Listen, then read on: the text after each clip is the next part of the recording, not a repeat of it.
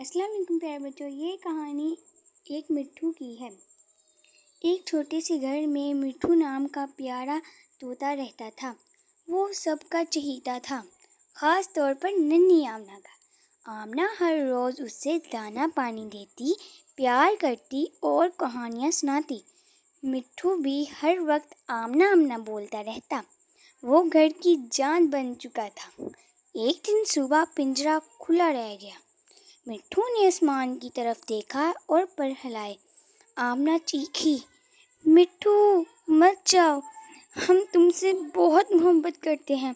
مگر مٹھو اڑ گیا اونچا اور پھر نظر نہیں آیا۔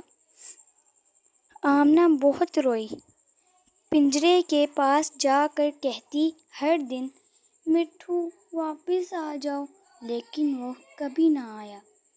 اسی طرح مٹھو ان کے دلوں میں رہ گیا۔ اللہ حافظ پیارے بچوں، آپ لوگوں کو یہ کہانی کیسے لگی کمنٹ میں بتانا۔ Okay, bye.